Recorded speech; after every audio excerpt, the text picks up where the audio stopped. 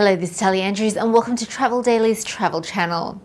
British Airways and BMI have cancelled flights to Libya as thousands of people flee from the country's escalating violence. The UK Foreign Office has also advised all Britons to leave if they can, although it's thought that most of the 3,500 residents in the North African country have already left.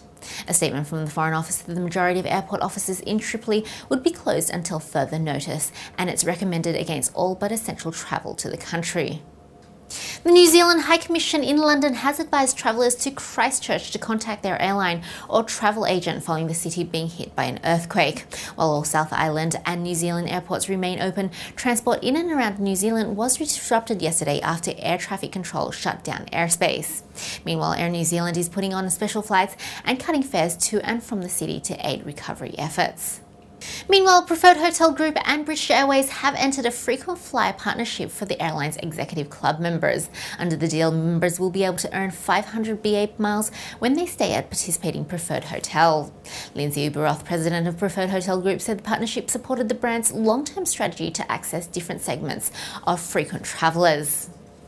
In other news, Thailand's long-running tourism brand Amazing Thailand needs to change, according to David Keane, CEO of Bangkok-based global branding agency Keane. Addressing the Pata Thailand chapter's AGM in Bangkok, Keane cited new campaigns such as 100% Pure New Zealand, I Love New York and Queensland's Best Job in the World as other high-profile and effective branding campaigns which are eclipsing Thailand's promotional efforts. Mr. Keane said the current Amazing campaign does not reflect the future of Thailand, that it is misunderstood in the international market and is driving tourism process down.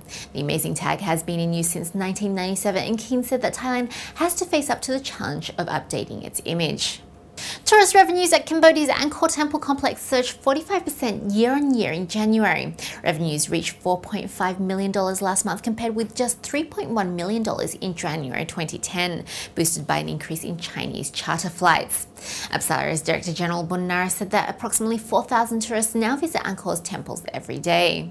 The figures also show that tourists have not been put off by the recent border clashes between Cambodia and Thailand. And from the airlines, Tibet Airlines Company, the first passenger airline based in the mountainous region of China, will start its operations in July. The carrier's first Airbus A320 aircraft will be delivered on the 7th of July, allowing Tibet Airlines to launch flights between Lhasa and Beijing from the 20th of July. The airline will receive 2 further aircraft in August and plans to expand its fleet size to 20 planes within 5 years. And finally, for today's news, the Bahrain Grand Prix has been called off because of the continuing social unrest in the country.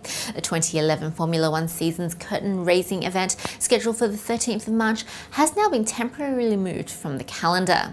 The season will now start in Melbourne on the 27th of March, but authorities didn't rule out rescheduling the race later in the season. And that's it for today. Thanks for joining us, and we'll see you again tomorrow.